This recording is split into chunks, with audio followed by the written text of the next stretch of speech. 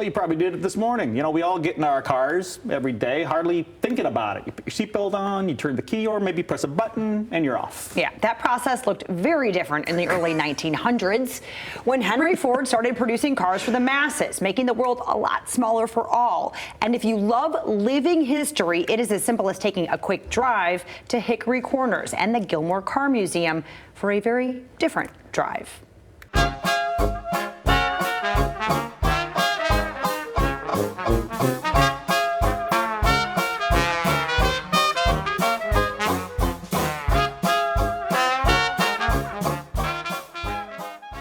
What are we riding it?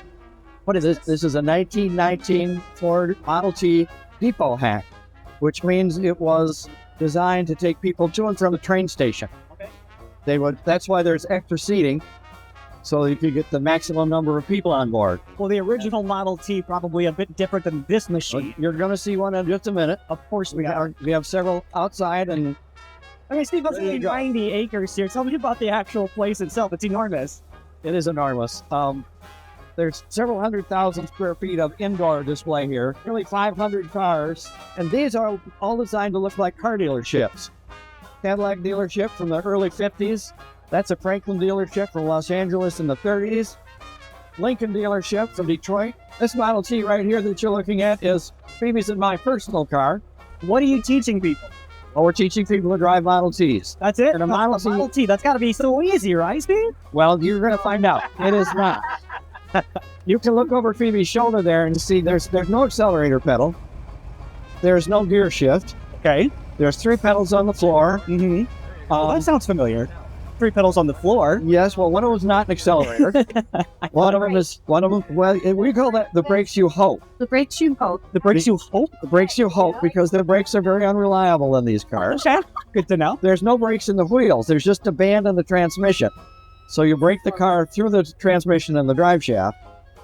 So we mostly use first gear to slow down, and the brakes are only for the last few feet. So this is our stick. When it's in this position, you're in park. When you put it in kind of middle position, if your pedal's all the way down on the clutch, you're in first, and you have to keep it held down the whole time you're in first. If it's up, you're in neutral, and then you might coast along, try the brakes we hope. You could also, in this position, squeeze your foot under this little sucker. This is a reverse pedal. Oh. So this helps you. You go backwards. That's how you go backwards. It helps if you hold it way down to tip, and then you have to keep it down just like first. How do you get to second? All right, that's a big secret. For second, you're in first, right? You're gonna move your stick all the way forward. You're still in first.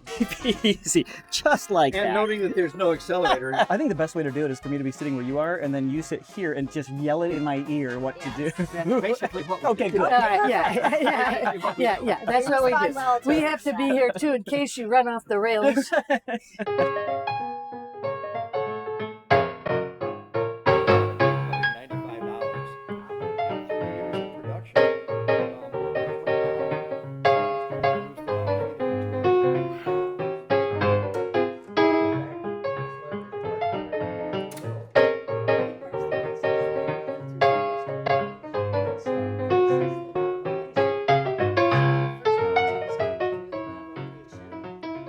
These have electric start, but up until about 1912, 1913, they were strictly hand cranked. Not all that difficult. It's a 177 cubic inch engine with a mighty 20 horsepower. They'd go 25 miles an hour. We talk about the fact that these were so revolutionary because if you lived in a little tiny small town like Hickory Corners, you might have had a general store. If you're lucky, a post office.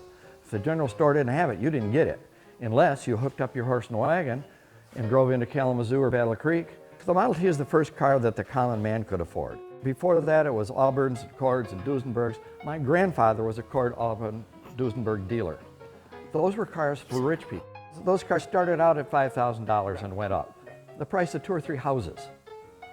All of a sudden, for $895, you can have your own car. The Model T engine shares a common oil system between the transmission and the engine, which works just fine, except when it's cold and you want to start the engine. You go and you turn the crank, And if it starts, it's great, but the oil's so thick that the car will jump at you. You have to have blocks under the wheels. Ford wanted you to drain all the coolant out. Drain the radiator, drain the block, take it in the house at night. In the morning, put it on the stove, and then pour it back in the engine in the morning. Cook your engine. Well, to warm it up so that you didn't have so much problems with it. Phoebe told you about charcoal. There's no heaters in the cars, but that's your foot warmer, No. Do you which literally you build a charcoal fire in. And I might want one of those just for outdoors today. I know. That's so fat. You're right. We need those. Right? So you just stick your feet on that charcoal, so you're cooking your feet, so keep them warm.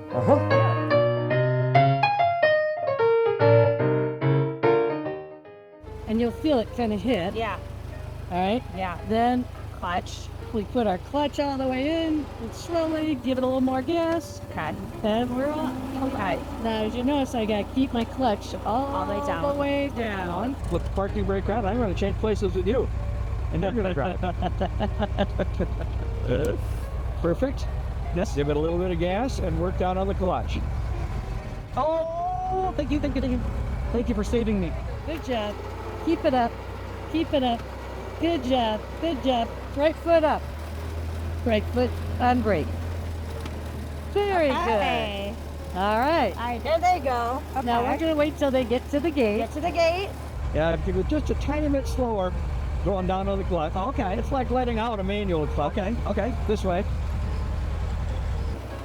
Now you're going to turn right. Okay. Go ahead. There we go.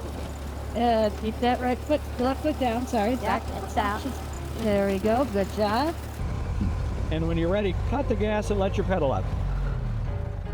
You're now in second gear. You're allowed to give it a little more gas for the hill. Keeping your foot down. Yeah. Put your stick all the way forward. There you go. Now take off. Lay off. Hang on. Take a little speed. All right. Take her off. You're in second. Yay! Woo! An accomplishment. And stop right here. Go ahead and put the parking brake on, and I'll swap with you again. Woo! We did it. Yes. You know, I had no idea how massive that place was until we got there. I've been there. I'm like, That was my I first thought time. everyone's been to the Gilmore Car Museum. It is phenomenal. If you at all are interested in cars, this is one great experience, but even just walking around and taking it all in, going to get some ice cream. Worth the drive. Yeah. 100% worth the drive to get out Absolutely. to Hickory Corners. Thanks to photojournalist Jeff Blakeman for making us all look so good. Yeah, and you can get behind the wheel of a Model T too. It's not just us. The Gilmore Car Museum hosts classes through mid-October that cost about $150. You can sign up by visiting gilmorecarmuseum.org.